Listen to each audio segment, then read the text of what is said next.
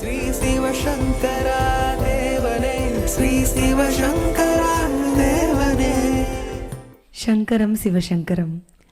Question from Satyapriya, USA. உள்ளம் சுத்தி அடைவது எப்படி? மனதுக்கண் மாசு இளன் ஆதல் அனைத்து அரண் ஆகுல நேர பிற. இப்போ மனசு தான் சுத்தமாகணும். மாசு இளன், எந்த ஒரு கல்மிஷமும் இல்லாமல் இருக்கிறது, எந்த ஒரு ஃபால்ட் அண்ட் பிளமிஷஸ் இல்லாமல் இருக்கிறது. மாசு இளன் ஆதல் எல்லாத்தையோட பெருசு. அனைத்து அரண் எல்லாத்தையோட அதுதான் பெரிய விஷயம். அப்போ அது எப்படி ஆகும் அப்படின்னா, புறந்தூய்மை நீரால் அமையும், அகந்தூய்மை வாய்மையால் காணப்படும்.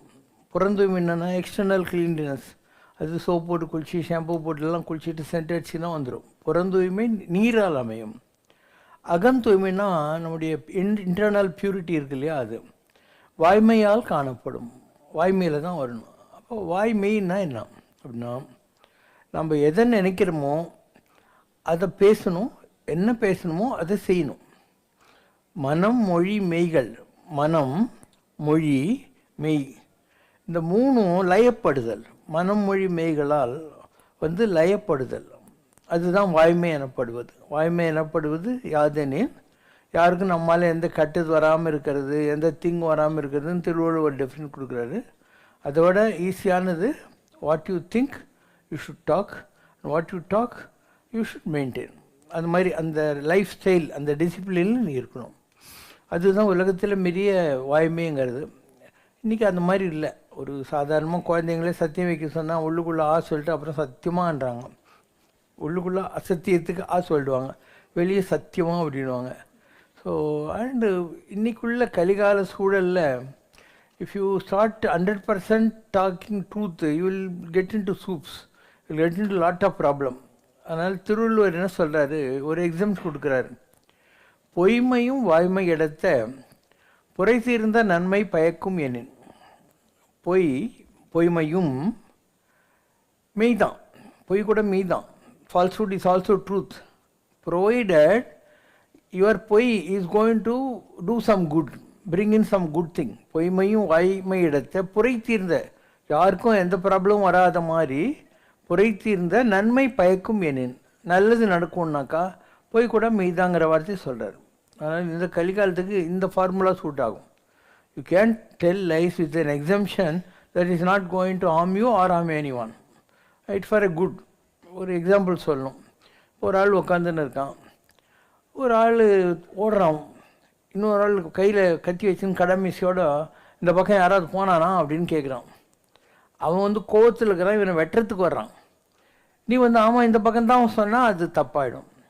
அதனால் நீ என்ன சொல்லணும், பொய்மையும் வாய்மை எடுத்து இல்லையா, நான் பார்க்கலிங்க அண்ணனும், இல்லை இல்லைங்களே அப்படின்னும். டூ ஆப்ஷன்ஸ், பார்க்கலன்னு சொல்கிறது, இல்லைன்னா இல்லைன்னு சொல்கிறது. இதுதான் பொய்மையும் வாய்மடையத்தை. புரைத்திருந்த நன்மை என்ன, யாருடைய உயிரையும் நீ காப்பாற்ற போகிற. ஏன்னா இந்த கத்தி தூக்கின்னு போகிறவன் 1 மணி நேரம் கழித்து அந்த எமோஷனல் டிஸ்டர்பன்ஸ்லேருந்து வெளியே வந்துடுவான். Like that there are so many rules, conditions apply.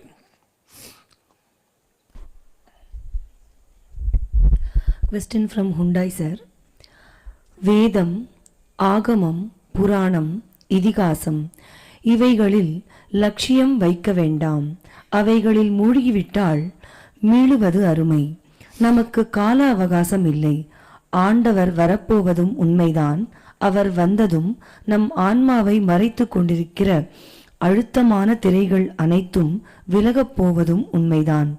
எனவே சர்வ சதா காலமும் ஆண்டவரை ஜபித்து கொண்டும் பிரார்த்தித்து கொண்டும் உண்மை அன்பினால் வழிபாடு செய்து கொண்டும் இருங்கள்.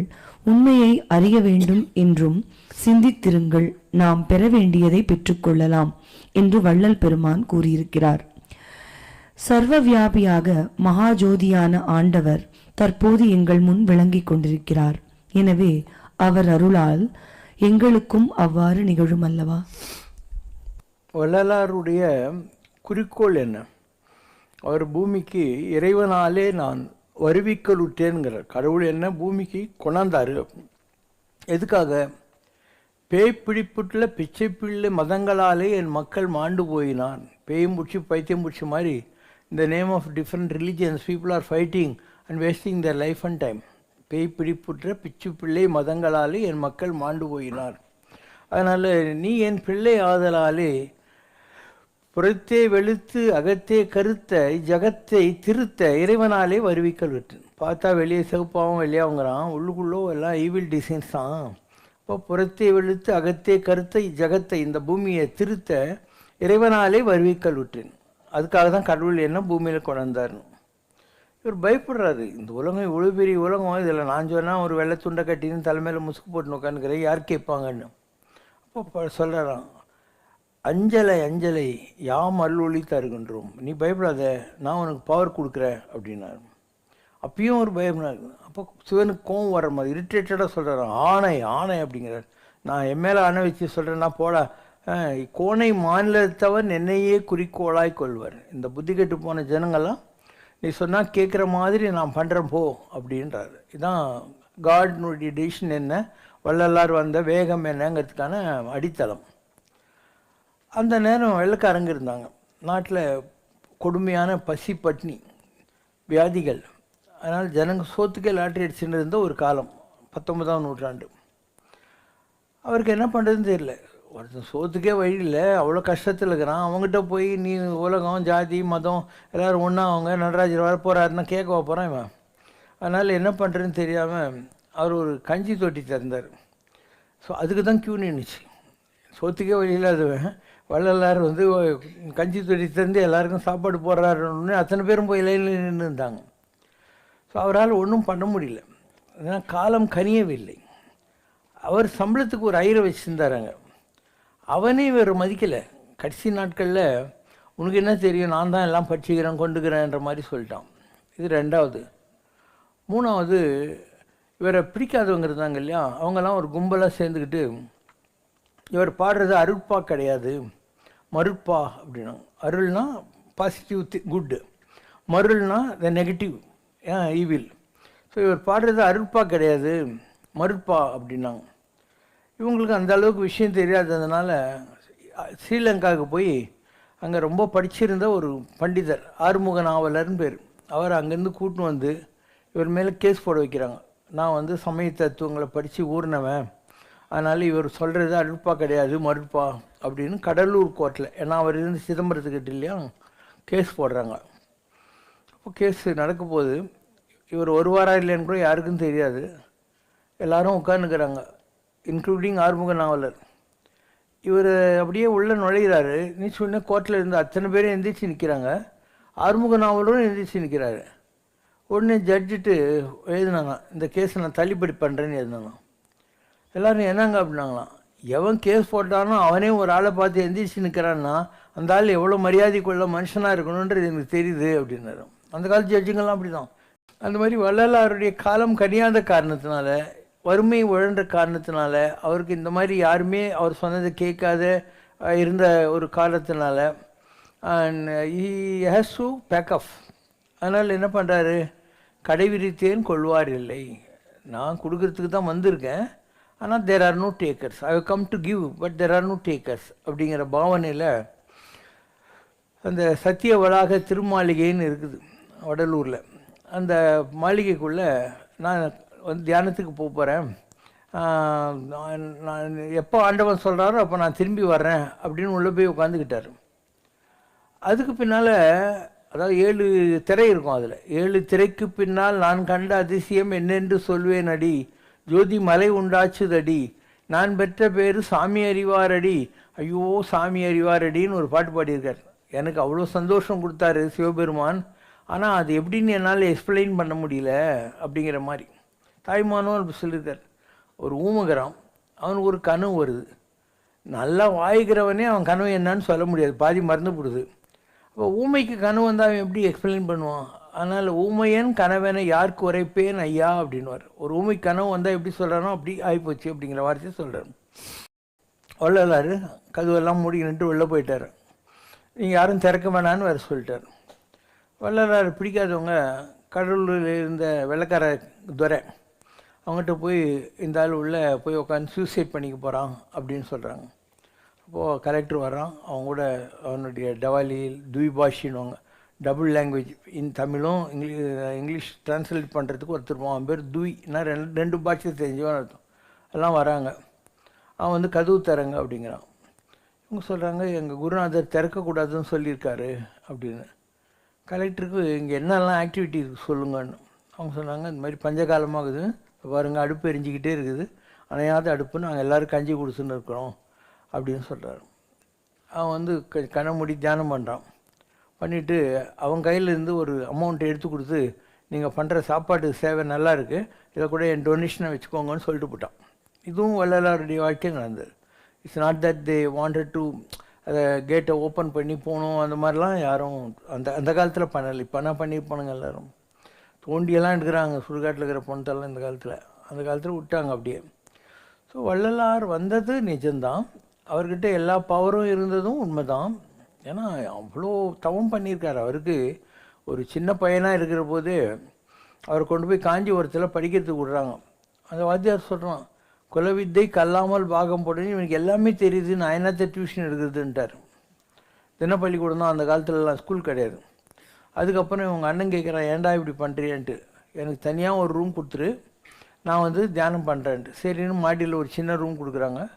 ஒரு கண்ணாடியை வச்சுக்கிட்டு அதுக்கு முன்னால் ஒரு விளக்கை ஏற்றிட்டு அப்படியே ஜோதி தரிசனத்துக்காக தியானமெல்லாம் பண்ணுறாரு. ஒரு நாள் கந்தசாமி கோயில் ஏரியாவில் அவங்க அண்ணன் தான் வந்து சபாபதின்னு பேர், அவருடைய பிரசங்கம். அவருக்கு உடம்பு சரியில்லை.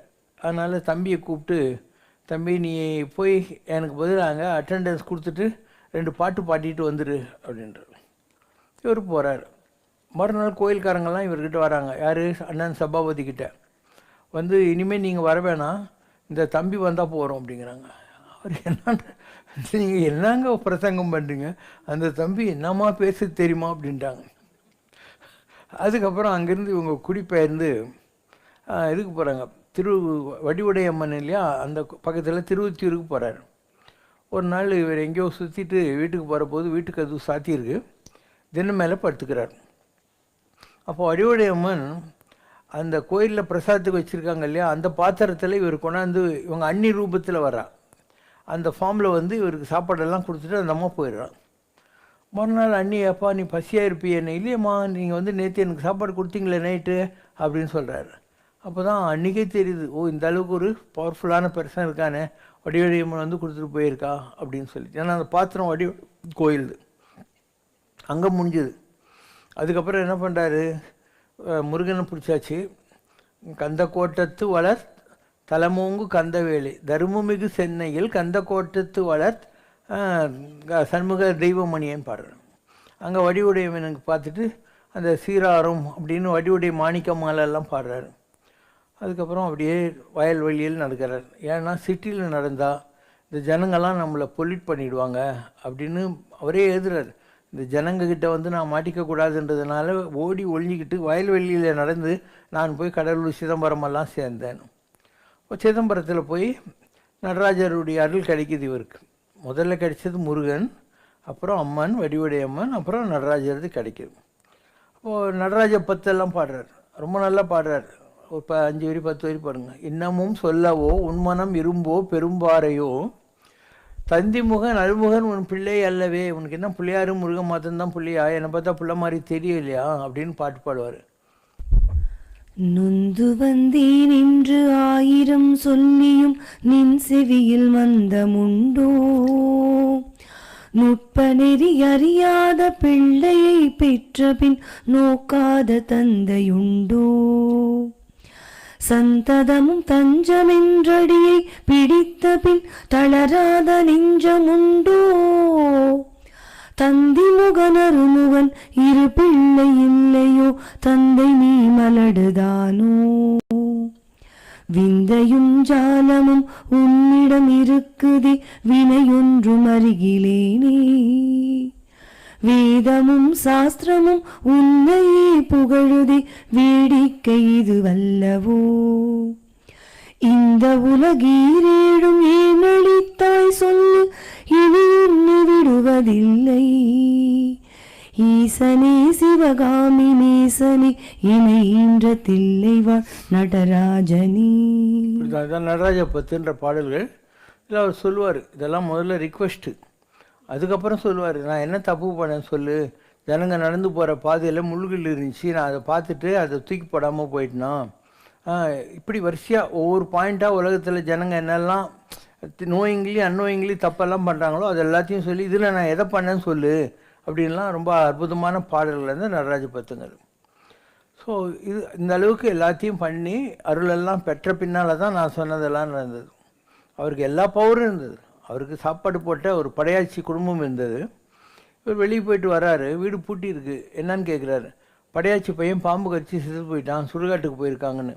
இவர் இந்த துண்டை இப்படி தோல் மேலே போட்டு நேராக சுடுகாட்டுக்கு கிளம்புறாரு. வந்துட்டு திருப்பி இப்படி உட்காந்துக்கிறாரு. எல்லோரும் என்ன ஆச்சுங்கன்றாரு. நான் போட்டிருக்கிற இந்த துண்டினுடைய ஒரு ரோமம் இல்லையா, அதை வச்சு கூட அந்த பையனை என்னால் காப்பாற்ற முடியும். நாம் போர்த்திய கம்பளத்தின் நூலினாலும் அதை பண்ண முடியும். ஆனால் நடராஜர் வேணான்னு சொல்கிறாரு, வர மீறி நான் வண்ணம் பண்ண முடியாதுன்னு உட்காந்து. அப்படிலாம் பவர் இருந்தது. செத்தாரை எழுப்பக்கூடும்னு அவரே பாடியிருக்காருலாம். ஸோ ஒரு காலம் கனியாதனால அவருக்கு இந்த மாதிரி நம்ம சமயத்தில் இருந்தவங்களே ப்ராப்ளமெல்லாம் கொடுத்ததுனால அவர் எதிர்பார்த்த எழுச்சியை மக்களிடத்தில் கொண்டாட முடியல. நான் சொன்ன மாதிரி பிரிஸ்டே மதிக்கலை, ஜனங்க மதிக்கலை. அதனால் அவர் சரி இன்னும் டைம் வரலன்ட்டு கடையை கட்டிட்டேன், கடை விரித்தேன் கொள்வார் இல்லை அப்படின்னு போயிட்டார். இது பேசிக்காக அவருடைய வாழ்க்கையில் நடந்த நிகழ்வு. பெரிய அருளாளர், அதில் யாருக்கும் டவுட்லாம் தேவையில்லை. ஆனால் காலம் கனியலை, பஞ்சகாலம், பட்டினியில் இருக்கிறாங்க, சுதந்திரம் கிடையாது இந்தியாவுக்கு. அந்த நேரத்தில் யாரும் சொர்க்கத்தை பற்றி யோசனை பண்ண போகிறோம்? இன்றைக்கே யாரும் யோசனை பண்ணுறதில்ல. இன்னும் 19ஆம் நூற்றாண்டில் எங்கே யோசனை பண்ணியிருக்க போகிறாங்க? அவனுக்கு வேண்டிய சோறு. மூவரதராசனார்னு ஒருத்தர் பெரிய எழுத்தாளர், அவர் சொல்கிறார், கஞ்சி கவலை உள்ள நாட்டில் கலை கவலைக்கு இடம் இல்லைன்றார். எப்போ சோறு தான் மெயின் பாயிண்ட்டோ அங்கே வந்து வேறு எந்த ப்ரியாரிட்டியும் கிடையாது, கலைக்கவலைக்கு இல்லை. பசித்த வயிறுள்ள நாட்டில் பண்பாட்டுக்கு பிரச்சனைகள் வரும்னார். பசி இருக்கிற வரைக்கும் பண்பாடு இருக்காது அப்படிங்கிற வார்த்தையை சொல்கிறார். ஸோ வள்ளலார் போயிட்டார். இது வரைக்கும் சொன்னேன்னா, நான் வந்து 1984 அந்த ரேஞ்சில் இங்கே செங்கல்பட்டு தாண்டி வேடந்தாங்கல் போகிற வழியில் திருமலை வையாவூர்னு ஒரு கோயில், அந்த கோயிலுக்கு போவேன். நுங்கம்பாக்கத்தில் ஒரு சாமியார் இருந்தார். என் காரில் தான் வருவார். அவர் பஸ்ஸில் 2 பஸ்ஸில் இங்கேருந்து போய் அந்த கோயிலெலாம் சுத்தம் பண்ணி அவர் வந்து நம்ம உப்பிலியப்பன் கோயிலில் நெய் விளக்கு எடுத்துக்கிட்டு அருள்வா கொடுப்பாங்க இல்லையா, அந்தமாரி அந்த வாக்கெல்லாம் கொடுப்பாரு. பஸ்ஸுக்கு அங்கே போகிறவங்களுக்கெல்லாம் கூட்டம் சாதம் மாதிரி பண்ணி போடுவாங்க. ஆனால் கோயிலை பெருக்கி மொழிகி அந்த ஐயர்கிட்ட காசு கொடுத்து அபிஷேகமெல்லாம் பண்ணி நல்லா அலங்காரம்லாம் பண்ணி பண்ணுறது. அப்போ நான் ஒரு நாள் அங்கே லெக்சர் கொடுக்க சொன்னாங்கன்னு ஏதோ பேசின்னு இருந்தேன். கொஞ்சம் வயசான ஒரு அம்மா வந்தாங்க. வந்து, தம்பி நீ ரொம்ப நல்லா பேசுகிறப்பா, என்கிட்ட ஒரு சொத்து இருக்குது, அது உனக்கு கொடுக்கணும் அப்படின்றாங்க. அதாவது அவங்க கிட்ட ஏதோ ஒரு சொத்து இருக்குதான், அந்த சொத்தை எனக்கு கொடுக்கணும் அப்படின்றாங்க. நான் இது என்னடா இது, நம்மளை நாளைக்கு போலீஸு கோர்ட்டுன்னு விட்ருவா போல, சொத்து நமக்கு எதுக்கு எழுதி கொடுக்கணும், நமக்கு அதனால தெரியாது அப்படின்னு சொல்லி சும்மா இருந்தேன். அதுக்கப்புறம் வள்ளலார் ஒரு நாள் வந்து நேராக வந்தார் என்கிட்ட. அண்ணா நகரில் நான் இருக்கேன். வந்து என்னுடைய ரூம்குள்ளேயே வந்தார். வந்து என் கட்டில் ஒரு ஓரமாக உட்காந்துட்டு, என்னப்பா அந்த சொத்தை போய் வாங்கிக்க மாட்டியா அப்படின்னாரு. நான் சொன்னேன், அந்த அம்மா யாருன்னே எனக்கு தெரியாது, ஏதோ சொத்துக்குத்துன்றா, நாளைக்கு எனக்கு எதுக்கு இதெல்லாம் வம்புன்னு சொல்லி விட்டுட்டேன்னு. அப்போது 12 வடமலை மேஸ்திரி ஸ்ட்ரீட் யானைக்கவனிக்கு போ அப்படின்னாரு. 12 வடமலை மேஸ்திரி ஸ்ட்ரீட் யானைக்கவனிக்கு போய் அந்த சொத்தை வாங்கிக்கோ அப்படின்னாரு. அப்புறம் சரி சாமியை சொல்கிறாருன்னு சொல்லி நான் நம்ம பசங்க யாரையும் அனுப்பிச்சேன், திருநாவுன்னு நினைக்கிறேன். அவங்க போய் பார்த்துட்டு, ஆமாம் நீங்கள் சொல்கிற மாதிரி வள்ளலார் கைப்பட எழுதுன திருவருட்பா புக்கு இருந்த ஒரு குடும்பம் அங்கே இருந்திருக்கு, அதில் யாரோ இறந்துட்டாங்கன்னா அவங்க வந்து ஹைதராபாத்துக்கு போயிட்டாங்க, இப்போ அவங்க இல்லை அப்படின்னு சொல்லியிருக்காங்க. இது பேசிக் நடந்தது. ஆனால் அதுக்கப்புறம் எனக்கு திருவருட்பா சாதாரணமாக வாயில் வர ஆரம்பிச்சிச்சு. எப்போ வள்ளலார் தரிசனம் கிடச்சி நீ அந்த சொத்தை வாங்கிக்கோன்னு சொன்னாரோ அன்னிலேருந்து எனக்கு சாதாரணமாக திருவருட்பா வரும். என்ன நீ ஸ்கூலில் காலேஜில் 2 பாட்டு படிச்சிருப்பேன், பெற்ற தாய்தினமாக மறந்தாலும், பிள்ளையை பெரும் தாய் மறந்தாலும், கற்றன ஜெகம் கலை மறந்தாலும், கண்கள் இமைப்பதை மறந்தாலும், நற்று நோயால் நம்ம மறக்க வேண்டியது 4 பாட்டு தான் தெரியும். ஆனால் எப்படி இவ்வளோ வள்ளலார் பாட்டெல்லாம் வருது இல்லையா? ஏன்னா அவருடைய டைரக்ட் பிளெஸ்ஸிங் அவருடைய இதில் கிடைச்சது அது. அதனால் மேபி அவர் விட்ட வேலையை நாம் நடத்துகிற மாதிரியாக கடவுளுடைய பிளானிங் இருக்கலாம். ஏன்னா எங்கள் கும்பகோணத்தில் ஒரு நாடி படித்தாங்க நம்ம ஆளுங்க யாரோ, அதில் அவர் சொல்கிறார், வள்ளலாறு போன பல பிறவிகளில் கூட தெய்வ சக்தி தெய்வ ஆற்றல் நிரம்ப உண்டு. அதோடு இல்லாமல் போன பல பிறவிகளில் ஆன்றோனாகவும் நீங்கள் இருந்திருக்கிறீர்கள். உதாரணத்திற்கு ஆதிசங்கரர், ராமலிங்க அடிகளார், ஷிரடி பாபா போன்ற பல ஆன்றோர்களாகவும் நீங்கள் அவதாரம் எடுத்திருக்கிறீர்கள் என்று சொல்கிறார். சித்தர்களாகவும் தோன்றியிருக்கிறீர்கள். அந்த பிறவிகளின் தொடர்ச்சிதான் இந்த பிறப்பிலும் நீங்க ஒரு சித்த புருஷராக மகானாக அவதரித்ததாக சொல்றாங்க. சிவசங்கரா என்ற நாமத்தை கொண்டு விளங்கி கொண்டிருப்பதாக சொல்கிறார்.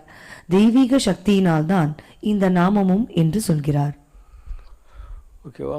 இதில் 3 பாயிண்ட் சொன்னாங்க. முதல் பாயிண்ட் என்ன சொன்னாங்க? ஆதிசங்கர். அது ஒரு ஓலை இருந்தது, சகாதேவ நாடின்னு சொல்லி குடியாத்தத்தில் இருந்தது.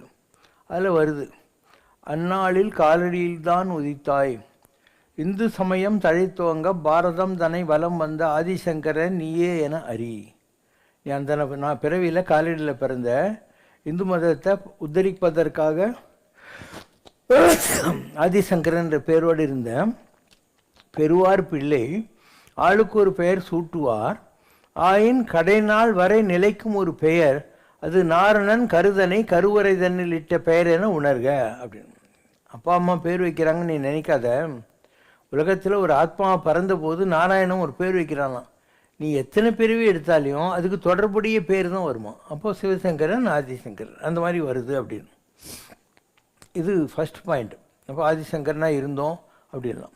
இதுக்கு ரெண்டாவது ப்ரூஃப் எப்படி வந்ததுன்னா, எனக்கு ஒரு தடவை காலடிக்கு போகணும்னு தோணுச்சு. அப்போ காலடியில் போய் அங்கே இருக்கிற ராமகிருஷ்ணா மிஷனில் நான் ஒரு சின்ன ரூம் ஒன்று கொடுத்தோம். நாங்கள் இன்னும் ராமகிருஷ்ணா மிஷன் சாப்பிட்டு அந்த பாரத புலா எதிரில் அந்த இவங்க கட்டின கோயில் இருக்குது, சிருங்கேரி மடாதிபதிங்கெல்லாம் கட்டின ஒரு அம்பாள் கோயில் இருக்குது. அங்கே ஆதிசங்கருடைய அவர் கட்டின மகாலட்சுமி கோயில் ஒன்று இருக்குது. ஆதிசங்கருடைய அம்மா வந்து அந்த பாரத புலா கிட்ட நடுகல்னு சொல்லுவாங்க. அந்த அம்மாவை எங்கே புதைச்சாங்களோ அந்த இடத்துல ஒரு கல் நட்டு இத்தனை அந்த தேதிக்கு இந்த அம்மா இறந்தாங்க பிறந்தாங்கன்னு ஏதாவது இருக்கும், நடுக்கல்னு பேர் அதுக்கு. அந்த இடத்துக்கு போய் நான் அங்கே இருந்தேன். இது அடுத்த லிங்க்கு. அதுக்கப்புறம் எங்கள் ரங்கராஜன் ஐயங்கார்னு ஒருத்தர் 42 கண்ணதாசன் சாலை டி நகரில் இருந்தார். அவருக்கு சில அனுபவங்கள் இதன் மூலமாக கிடைச்சிது. அதாவது ஒருத்தர் அவருக்கு 90வது பிறந்தநாள் இன்னும். அப்போ அவருடைய டிவோட்டீஸ் 2 பேர் எங்கிட்ட வந்தாங்க. இந்த எக்மோர் பெனிஃபிட் ஃபண்டு இருக்கு இல்லையா, அதில் டைரக்டராக இருந்த ஒரு ஆள், அவர் இன்னொருத்தர் வந்தாங்க. வந்து இந்த மாதிரி எங்களுக்கெல்லாம் குரு மாதிரி ஒருத்தர் இருக்கார், அவருக்கு நாளைக்கு பர்த்டே, நாங்கள் அவரை உங்ககிட்ட கூட்டின்னு வர்றோம், நீங்கள் அவருக்காக பிளெஸ்ஸிங் பண்ணுங்க. நான் சொன்னேன், ஏன் அவருக்கு 90 வயசு, நான் வந்து அவரை பார்க்குறது தான் முறையாக இருக்கும், நான் வரம்போனேன். அவருடைய பேக்ரவுண்டு என்னன்னா, அவர் சரப மந்திரமெல்லாம் உபதேசம் பண்ணலான்னு காஞ்சி மகாபெரியவர்கிட்ட பர்மிஷன் வாங்கிட்டு ஜனங்களுக்கெல்லாம் மந்திர உபதேசம் கொடுப்பாரு. அவர்கிட்ட அவர் பூஜை பண்ணுறது சமயபுரம் மாரியம்மன். அந்த அம்மா சொல்லிச்சான், உனக்கு 2 கண்ணு போயிடும், இல்லை உன் பிள்ளை தலைப்புள்ள செத்து விடுவான், ஏதாவது ஒன்று கேளுன்னு. இவர் எனக்கு கொல்லி போகிறதுக்கு பிள்ளை இருக்கணும், கண்ணு போனால் பரவாயில்லன்னா கண்ணு போயிடுச்சு. ஸோ அந்த மாதிரி அவருக்கு ஒரு பேக்ரவுண்ட். சரின்ட்டு நான் திருப்பதி ரெட்டியும் கையிலேருந்து அதை எடுத்துன்னு 42 கண்ணதாசன் சாலைக்கு போனேன். அவர் கண்ணு தெரியாதுல்ல, ஸோ லட்டு கொஞ்சம் அவருக்கு வாயில் டைரெக்டாக ஊற்றிட்டு இப்படி தடவிட்டு நான் சொன்னேன், வைஷ்ணவத்தில் ஆழ்வார்கள் 12 பேரை பற்றி எல்லாம் எழுதியிருக்காங்க. ஆழ்வார்களுக்கு பின்னால் வந்தவங்களுக்கு வழிக்குறவர்கள்னு பேர், வழி குருன்னு அர்த்தம், வழிக்குறவர்கள். அவங்கள பற்றி நீங்கள் எழுதுங்கோ, முதலியாண்டானை வச்சு எழுதுங்க முதல்ல அப்படின்னு. நான் வந்துட்டேன். மறுநாள் அந்த மணிமொழியாரன்னு அவர் பேர் வந்தார். வந்துட்டு நீங்கள் வந்துட்டு போன உடனே சாமி சொன்னார், வந்துட்டு போனவர் யார் தெரியுமா, சாட்சாத் சேஷாதிரி சாமி. அவர் என்னை தொட்ட உடனே எனக்கு தெரிஞ்சு போச்சு, வந்தது சேஷாதிரி சாமி.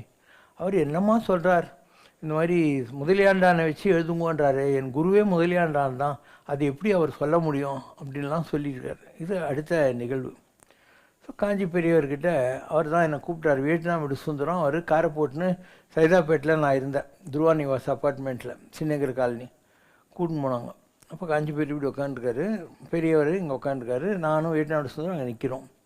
இப்போ இவர் சொல்கிறார், இவர் சிவசங்கரா அப்படின்னு. பரமாச்சாரியார், அவனை பற்றி நீங்கள் என்ன நமக்கு சொல்கிறது, அவன் மகாஜோதியாக்கும், அவன் இல்லைன்னா எங்கள் மடமே இல்லை தெரியுமோ அப்படின்னாரு. மாப்பெரியவர் சொன்னார், என்ன அதுக்கு அர்த்தம்? ஆதிசங்கராக இருந்தவன் தானே மடத்தெல்லாம் பண்ணான், இல்லைன்னாக்க மடங்க எங்கே வந்துருக்கும். அவன் மகாஜோதியாக்கம்னா is the greatest light on earth. அவன் இல்லைன்னா எங்கள் மடமே இல்லை தெரியுமான்னார். இது அடுத்த லிங்க். எப்படி முதல்ல ஒரு இது வருது, அதுக்கப்புறம் இவர் சேஷாதிரி சுவாமிங்கிற ஒரு பாவனை வருது, அண்டு மூணாவது இந்த மகாபெரியவர் சொல்கிற பாயிண்ட் வருது. நான் அங்கே காலடியிலையும் போயிட்டு இருந்து வந்திருக்கேன்னு சொன்னேன் இல்லையா, அந்த மாதிரி இது வந்து ஆதிசங்கருக்கும் நமக்கும் வந்த ஒரு லிங்க்கு. அதனுடைய சீக்வன்ஸ் எப்படி வருதுங்கிறதையும் சொல்லிட்டு அடுத்தது என்ன, சேஷாதிரி சாமி இதில் வரல. ஓகே, நான் வரேன். ஷிரடி பாபா எப்படி வருது. நான் வந்து 1978 ஃபஸ்ட்டு டைம் மகாபலேஸ்வர்னு ஒரு இடம் ஷிரடிக்கு பக்கத்தில், அங்கே ஒரு ஆல் இண்டியா டிரான்ஸ்போர்ட் காங்கிரஸ்னால் ஒரு மாநாடு.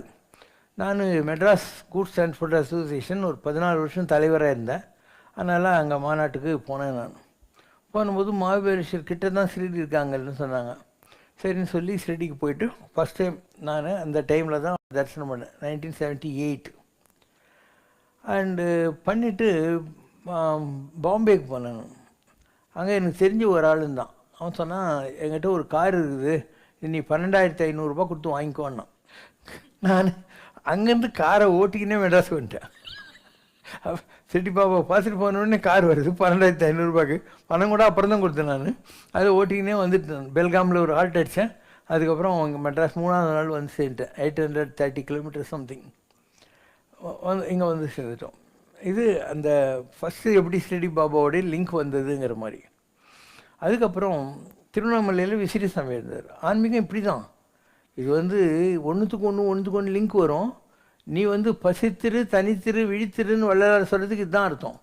நீ ஆன்மீகத்தில் தாகத்தோடு இரு, பசியோடு இரு, ஞானத்துக்காக. தனித்திருன்னா அந்த அவாய்ட் தி க்ரௌடு.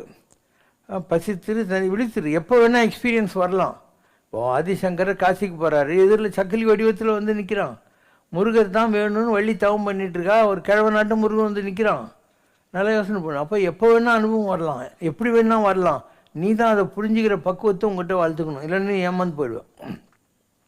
ஸோ அந்த வகையில் இங்கே இவர் இருந்தார், யோகி ராம் சரத்குமார் சாமி. அவர்கிட்ட நான் ஒரு நாள் போனேன். அவர் சொன்னார், சிவசங்கரா you know what is the latest news அப்படின்னாரு.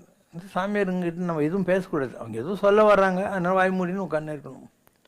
அவர் சொன்னது, அடையார் ஆலமரம் விழுந்துச்சு, the banyan tree at Adyar has fallen, you know that அப்படின்னாரு. சும்மா இருந்தேன்.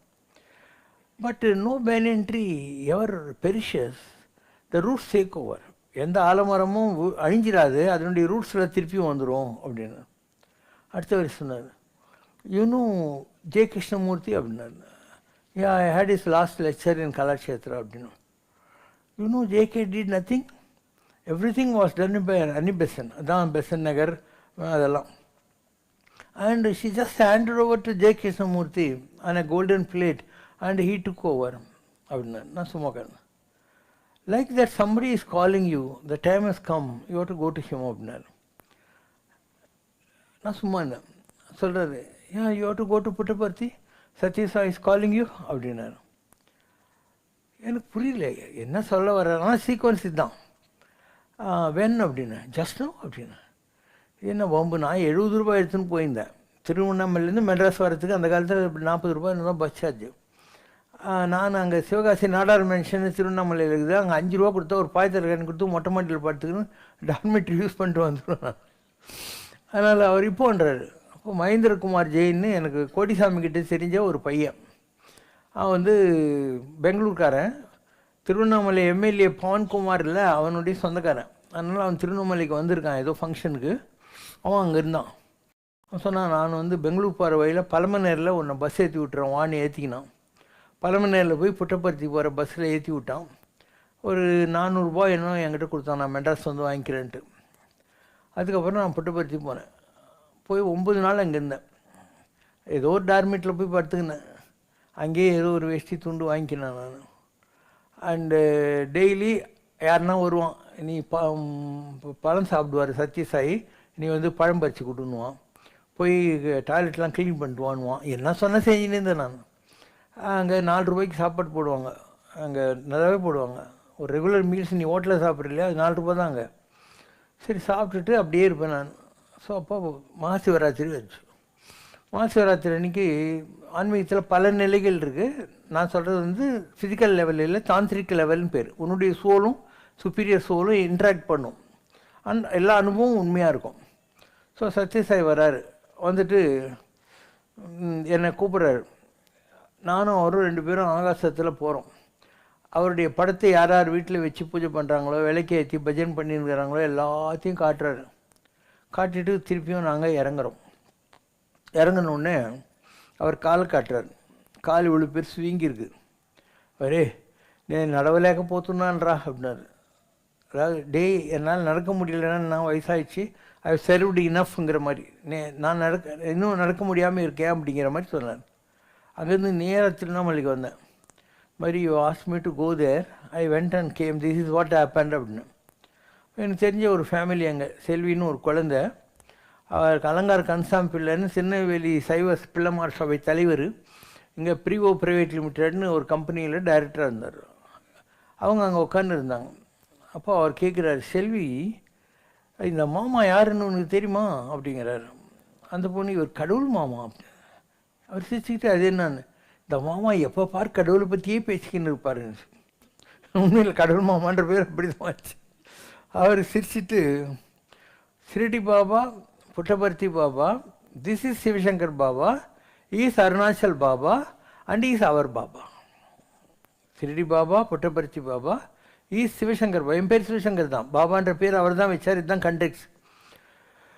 அண்ட் ஈஸ் அருணாச்சல் பாபா அப்படின்னா திருவண்ணாமலைக்கு சம்மந்தப்பட்டவர்னு அர்த்தம். அண்டு ஈஸ் அவர் பாபா, நமக்கெல்லாம் இவர் தான் பாபா அப்படிங்கிற வார்த்தையை சொன்னார். இது அதனுடைய சீக்வன்ஸ். அப்போது ரெண்டாவது, அதாவது ஒன்று இது சொன்னேன், ஆதிசங்கரை சொன்னேன், அடுத்து ஷிரடி பாபா சொன்னேன். அப்போது அந்த ஷிரடி பாபாவை போய் பார்த்துட்டு வந்தப்புறம் தான் நான் சொந்த பிஸ்னஸ் ஆரம்பித்தேன். அதுக்கு முன்னாடி வரைக்கும் நான் 6000 ரூபா சம்பளத்தில் மேனேஜராக இருந்தேன். அங்கே போயிட்டு வந்த உடனே எனக்கு பல நிகழ்வுகள் நடந்தது, தானாக தான் நடந்தது. அதாவது நான் ஜாலியாக தான் உட்காந்துருந்தேன் அப்போ கூட. அப்போது அந்த மெட்ராஸ் ஃபெர்டிலைசரில் சங்கர்னு ஒரு பெரிய மேனேஜரு, தினேஷ்னு ஒரு ஆஃபீஸர், டிஸ்ட்ரிபியூஷன் ஆஃபீஸர்னுவாங்க, 2 பேரும் என்கிட்ட வந்தாங்க. நான் இப்போ ஒர்க் பண்ணிக்கிட்டு இருக்கேன் ரீஜனல் மேனேஜராக. எங்களுக்கு 20,000 டன்ஸ் ஃபெர்டிலைசர் மூவ் ஆகணும், 6 கான்ட்ராக்டரும் வந்து ட்ரக்கு சப்ளை பண்ண முடியல, உன்னால் முடியுமா அப்படின்னாங்க. நான் வந்து எனக்கு ஆச்சரியமாக இருக்குது. நான் இப்போ தான் வந்து போயிட்டு வந்தேன். ரஜினி சாமியை வந்து இந்த மாதிரி ஒரு கம்பெனி கங்கா காவேரி ரோட்லேன்ஸ் என்ற பெயரில் ஆரம்பிக்கவும் எல்லாமே தேடி வரும்னு சொன்னார். நான் சீரியஸாக எடுத்துக்கல, ஆனால் நீங்கள் வந்திருக்கீங்க அதனால் எடுத்து பண்ணுறேன் அப்படின்னு. அப்போ நான் சொன்னேன், கங்கா காவேரி ரோட்லேன்ஸ் என்ற பேர் தான் அவர் பண்ண சொல்லிக்கிறார் சாமியார், அந்த பேரில் நீங்கள் அக்ரிமெண்ட் கொடுத்தா தான் பண்ணுவேன் அப்படின்னு. அவங்க அதுக்கு என்னான்ட்டாங்க. அந்த அக்ரிமெண்ட்டை எடுத்துக்கிட்டு எனக்கு சப்ளை பில் லிமிட் கொடுங்க அப்படின்னு. சப்ளை பில் லிமிட்னா என்ன, இன்றைக்கி நீ எவ்வளோ பில் போடுறியோ அதை அவங்கக்கிட்ட கொடுக்கணும். உனக்கு பணம் வரத்துக்கு 1 வாரம் 10 நாள் ஆகணும், அவங்க அதில் 90% உனக்கு கொடுத்துருவாங்க. அப்படி ரொட்டேஷனுக்கு சப்ளை பில் லிமிட்னு பேர். அவர் வந்து 1.5 லட்சம் ரூபா சப்ளை பில் லிமிட் கொடுத்துருங்க அப்படின்னு சுந்தர கணபதினு முத்தியால்பேட்டு தம்புச்சேட்டி ஸ்ட்ரீட்லேருந்து ஒரு மேனேஜருக்கு ஃபோன் பண்ணி சொல்லிட்டார். பணம் வாங்கிச்சு. சரின்னு முதல் நாளே நான் 40,000 அனுப்பிச்சேன். மார்க்கெட் அப்படியே அதிர்ந்து போச்சு. ஐடிஓ மேனேஜர் சொந்தமாக கம்பெனி தரட்டாரு, ஃபெர்டிலைசர் கான்ட்ராக்ட் எடுத்து முதல் நாளே 40,000 அனுப்பிச்சார். கன்று மாதிரி வாடகைலாம் கொடுக்குறாருன்னாங்க. இப்படி தான் எந்த நடந்துச்சு. எல்லாமே இப்படி தான் இருந்தது. எல்லாமே தேடி வரும் சாமி சொன்ன மாதிரி தான் என் லைஃப்பில் தானாகவே ஒவ்வொன்றா நடக்க ஆரம்பிச்சு. இதெல்லாம் சீக்வன்ஸ், எப்படிலாம் லைஃப் மாறுது அப்படின்னு. ஷிரடிக்கு போயிட்டு வந்தோம், இந்த மாதிரிலாம் ஒரு சீக்வன்ஸ் வந்தது. அதுக்கப்புறம் திருவண்ணாமலை சாமி இருக்கார் இல்லையா, அவர் அருணாச்சலேஸ்வரருடைய பவர் எனக்கு கொடுக்குற மாதிரி ஒரு நிகழ்வு நடந்தது. நான் வந்து அண்ணாமலையாரை பார்க்கணுன்னு 48 நாள் வெறும் 1 கிளாஸ் பசும்பால் குடிச்சிட்டு உட்காந்துருந்தேன் திருவண்ணாமலையில். ஒரு நாளைக்கு 1 கிளாஸ் பசும்பால் டெய்லி மலை சுற்றுவேன். மீதி நேரம்லாம் காலையில் 6 மணி 6:30 மணி கோயிலில் போய் உட்காந்துன்னு இருப்பேன். 12:30 மணி கோயில் சாத்தினாங்கன்னா விசிறி சாமியார்கிட்ட போடுவேன். திருப்பி 4 மணிக்கு மலை சுற்றிட்டு கோயிலுக்குள்ளே போயிட்டு 10 மணிக்கு பாலும் பழம் அந்த கொடுப்பாங்கல்ல பிரசாதம், பல்லுக்கு சேவை முடிஞ்ச உடனே வந்து நாடார் லாட்ஜில் படுத்துட்டு திருப்பி காத்தால் போய் உட்காந்துவேன். இப்படி 48 நாள் இருந்தேன். அந்த 48 நாளையும் பல்விதமான அனுபவங்கள் வந்துச்சு. அதாவது நான் எப்பயும் வந்து ஒரு பைபிள் புக் கையில் வச்சுருப்பேன். அது வந்து லூக்கா எழுதின சுவிசேஷம்னுவாங்க, அது இருக்கும். எனக்கு சும்மா ரேண்டமாக புரட்டுவேன், அதில் ஏதாவது வரும். முதல் நாள் நான் என்ன நினைக்கிறேன், நம்ம எவ்வளோ விரதம் இருந்துக்கிறோம், இன்னும் இன்னொரு தடவை விரதம் இருக்கணுமா அப்படின்னு நினைக்கிறோம். அன்றைக்கி போட்டுன்னா பசித்திருக்கிறவன் பாக்கியசாலி அப்படின்னு, விரதம் தான் நல்லதுன்னு அதுக்கு அர்த்தம். இன்னொரு நாள் இந்த மாதிரி மென்டலாட்டும் வந்து உக்காந்துக்கிறேன் எல்லாத்தையும் விட்டு அப்படின்னு. அப்போ வெளியிடப்படாத ரகசியம் இல்லை, விளக்கை ஏற்றியவனைவனும் அதை மேஜையின் மேல் வைப்பானே என்று மேஜையின் அடித்தில் எடுத்து வைக்க மாட்டான் அப்படின்னு. இப்படி ஒவ்வொரு நாளும் ஒரு ஒரு உபதேசம் வந்துக்கிட்டே இருக்கும் பைபிள்லேருந்து. ஆச்சரியமாக இருக்கும் இதெல்லாம். அதுக்கப்புறம் 48வது நாள் நான் கோயிலுக்குள்ளே உட்காந்துருக்கேன். எங்கள் ரமணருடைய அந்த இது இருக்கு இல்லையா, அவர் பூஜை பண்ண சிவலிங்கம், அதுக்கு வெளியே உட்காந்துருக்கேன். அதாவது அந்த கம்பத்திலேனார் சந்நிதிக்கும் பிள்ளையார் கோயிலுக்கும் எதிரில் உட்காந்து. அப்போது விசிறிசாமியார் வந்தார். வந்துட்டு என்னை கைப்பிடிச்சி நேராக சிவனையும் பார்வதியும் அண்ணாமலை சுற்றிட்டு கூட்டணும். அதே இடத்துல அவர் என்ன பண்ணார், ஒரு ஆள் வந்தான். சாமி ஸ்வீட்டுக்காரன் கொண்டாந்துக்கிறேன் அப்படின்னா. சிவசங்கரா, my father wants you to break your fast, he has sent to ஸ்வீட்டுக்காரம் அப்படின்னாரு. அதான உடனே ஒரு ஏழை பொம்பளை வந்தா. சாமி ரசம் சாதம் சாப்பிட்றியா அப்படின்னா. குடுமா அப்படின்னு அவருடைய திருவோட்டில் அந்த ரசம் சாதத்தை வாங்கி நல்லா பிசைஞ்சு என் கைப்பிடி வச்சு சொல்லி அதில் ரசம் சாதத்தை வச்சுக்கிட்டே இருந்து அரிப்பிடி சாப்பிட சொன்னார். அப்புறம் அவர் கையை திருவோட்டில் கழுவிட்டு அதை குடிக்க சொன்னார். ஒரு சித்தர் இல்லை மகாபுருஷன் அவனுடைய பவர் இப்படி தான் கொடுப்பான். ஒரு மரட்டு பசுமாட்டினுடைய பாலை கறந்து ஸ்ரீடி பாபாவுக்கு கொடுத்தவர் யாருன்னா வெங்கடேசா, வெங்கூசான்னு சொல்லுவாங்க. அவர் வெங்கடேசா தான் வெங்கூசா. அப்படி தான் ட்ரான்ஸ்ஃபர் ஆஃப் பவர் வரும். டிசி கரண்ட் ஏசி கரண்ட் இல்லையா, அந்த மாதிரி இது. ஸோ கை கழுவி கொடுத்துட்டாருன்னு என்ன, அவர் எவ்வளோ வருஷம் 45 வருஷம் சுடுகாட்டில் அழிஞ்சு திரிஞ்சு அண்ணாமலையை அதை பிடிச்சாரோ அது எனக்கு கொடுக்குற மாதிரி அவருக்கு உத்தரவாச்சு. இது அடுத்த நிகழ்வு. இப்போது ஒரு ஃபியூ மந்த்ஸ்க்கு முன்னாடி ஒரு சாமியார், அவர் டெய்லி ஒரே ஒரு இட்லி சாப்பிட்டு திருவண்ணாமலை டெய்லி மலைவாளம் வர்றவர், விழுப்புரத்தில் எங்கேயோ கோயில் கட்டின்னு இருக்கார். அவர் ஒரு நாள் வந்தார், படி என்னை தேடி வந்தார். இங்கே அண்ணாமலையாரோட உத்தரவுப்படி வந்த தகவலை உங்ககிட்ட பேச வந்திருக்கேன். உங்ககிட்ட அண்ணாமலையார் உள்ளத்துல ஜோதி வடிவமா இருக்கிறார். அவரோட ஆத்மா உங்ககிட்ட இருக்கு. குண்டலினி என்ற மூலப்பொருள் எழுந்து ஞான ரூபமாக காட்சி தருது. நான் வந்தவுடனே அதை பார்த்து வணங்கிட்டேன். சேஷாத்ரி சுவாமி உள்ளுக்குள்ள இருந்து அருளாட்சி செய்கிறார். அவரோட மறு அவதாரமாகவும் இருக்கிறீங்க. முதல்ல என்ன சொன்னேன், சேஷாத்ரி லிங்க் வந்துச்சுன்னு சொன்னேன். அவர் என்ன சொல்றாரு, சேஷாத்ரியோட மறு அவதாரமா நீங்க இருக்கீங்க அப்படின்றார். உங்களை உள்ள இருந்து அவர் அருளாட்சி செய்கிறார். கோயில்ல பெருமாளை பார்க்கும்போது கூடவே சேஷாத்ரி சாமியையும் பார்த்தேன். நான் எந்த ஊருக்கும் போறதில்ல, திருவண்ணாமலை கிரிவலம் அப்படியே இருக்கேன். காலையில 5 மணிக்கு வெளியே வரும்போது முருகன் வேலோட வந்து என்னை தடுத்து திருவண்ணாமலைக்கு போக விடல. ராத்திரியில அப்பா சிவபெருமான் ஒரு இடம் போகணும் காத்திரு அப்படின்னு சொன்னார். காலையில இந்த தம்பி வந்து என்ன உங்களை பார்க்க கூட்டிட்டு போறேன்னு சொன்னப்போ அண்ணாமலையாரோட உத்தரவுன்னு இங்க வந்திருக்கேன். சாமி குட்டி, அழுக்கில்லாத அண்ணாமலையாரோட தீபம் உங்களுக்குள்ள எரிஞ்சுக்கிட்டு இருக்குது. சேஷாத்ரி சுவாமியோட மறு அவதாரம். சட்டையை கழட்டி போடு, எல்லோரையும் கரையேத்திட்ட, நீயும் கரையேறணும், அவ்வளவுதான். இந்த பிறவியில ஆத்மா முக்தி அடைய போகுது. நிறைய நல்லது பண்ணிட்ட, ஏழைகளுக்கு நிறைய நல்லது செஞ்சிருக்க, உன்னை தேடி வர்றவங்களுக்கு எல்லாம் நிறைய அருள் செஞ்சிருக்க, படிப்பு கொடுத்திருக்க, ரொம்ப நல்ல நிலை, பெரிய நிலை. காசுக்கு ஆசைப்பட்டதில்லை, பொய் பேசுவதில்லை, ஒருத்தரை இழிவுபடுத்தினதில்லை. ஏழ்மையிலிருந்து உழைப்பால உயர்ந்து வந்திருக்க, தன்னையே அறிந்து பெரிய நிலையில இருக்க, சிகரம் போல. இது முக்தி பிறவி. தனி பெரும் ஜோதி, அருட்பெரும் கருணை, தனி பெரும் ஜோதினி. போன பிறவியில எந்த பாவமும் இல்லை. இந்த பிறவியில முக்தி அடையும் நிலை. ஆத்மா உள்ளத்தில் ஒடுங்க போகும் நல்ல நிலை. ஏதோ கர்ம வினைன்னு கொஞ்சம் இருக்கு, அதை எடுக்க சொல்லி என்ன அனுப்பினாங்க. நான் எடுத்துட்டேன், பார்வையால எடுத்துட்டேன். கர்ம வினை அப்படின்னா உன்னோடதான் என்ன, வர்ற எல்லார்கிட்டையும் நீ வாங்கிறது தான். எனக்கு எடுக்க சொல்லி உத்தரவு, நான் பண்ணியாச்சு. திருத்தணி முருகன் தான் உனக்கு குரு. முருகனோட மயில் எப்பவும் கூடவே இருக்கு. எந்த பயமும் வேண்டியதில்லை, எந்த பிரச்சனையும் உன்னை அணுகாது. உன்னோடது ரொம்ப பெரிய நிலை. சேஷாத்ரி சாமி, ஞானானந்தகிரி சாமி, பூண்டி சாமின்னு உனக்கு அவங்களோட பூரண அருள் எல்லாம் இருக்கு. சாமி குட்டி, உனக்கு வசதிக்கு எந்த குறையும் இருக்காது. உன்னுடைய அடுத்த நிலை இன்னும் உன்னை உயரத்துக்கு கொண்டு போகும். திருவண்ணாமலைக்கு போகணும். அண்ணாமலையார் உன்னை திருவண்ணாமலைக்கு கூப்பிடுறார். திருவண்ணாமலையில ஜோதியில உங்க ஆத்மா கலந்துடும். உங்களுக்குன்னு திருவண்ணாமலையில இடம் இருக்கு. திருவண்ணாமலையில் முருகனுக்கு ஒரு இடம் அமைச்சு முருகன் உங்களை வச்சு பெரிய அருளாட்சி பண்ண போறார். சேஷாத்ரி சாமி போல உங்க நிலை வரும். முருகனுக்கு 21 அடியில் சிலை, 12 அடியில் வேல், வெள்ளியில சேவல் மயில், இதெல்லாம் செய்யற மாதிரி வரும். திருவண்ணாமலைக்கு வரணும். அண்ணாமலையாரோட ஜோதியில தான் உன்னோட ஆத்மா ஒடுங்கும்.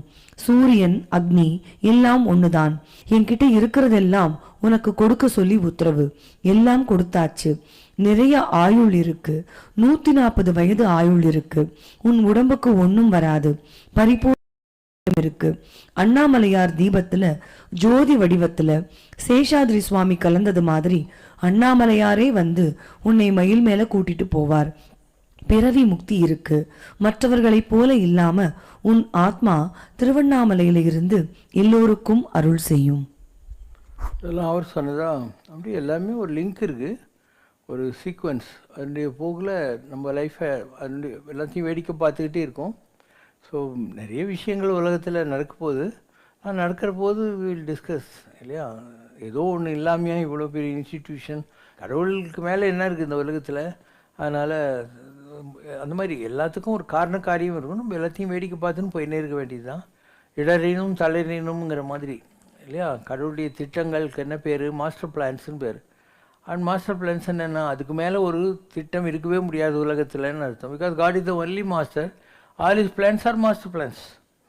So I am also a actor in a given drama of God in this contemporary time. Let's see, we'll talk about all these things when the next stages come. Next stages are not far off, very soon.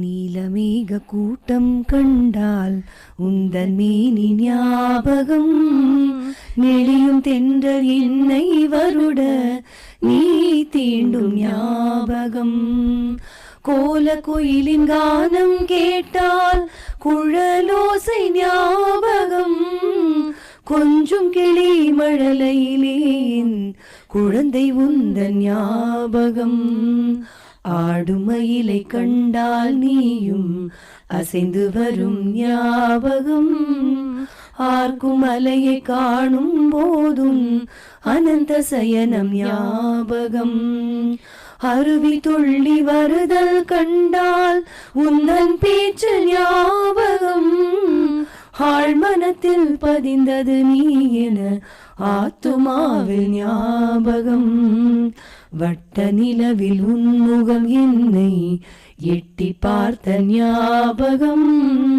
வானவிலின் ஜாலமிலாமுன் வாழ்வில் செய்த ஞாபகம், உணவு உண்ண அமரும் போது உன்முகமே ஞாபகம், நான் ஊட்டிவிட வந்தால் நீயும் ஓடல் செய்யும் ஞாபகம், கனவு ஒன்று கண்டால் அதிலுன் காட்சிதானே ஞாபகம், காட்சி தரும் இயற்கை தன்னில் கடவுளே உன் ஞாபகம், உயர்ந்த மலையின் சிகரம் கண்டால் உந்தன் அன்பே ஞாபகம், உலகில் மழை வெள்ளம் கண்டால் நீ உதிர்க்கும் வரங்கள் ஞாபகம், புத்தம் புது மலர்கள் கண்டாலும் புன்னகைதான் ஞாபகம், குறை ஒன்றுமில்லை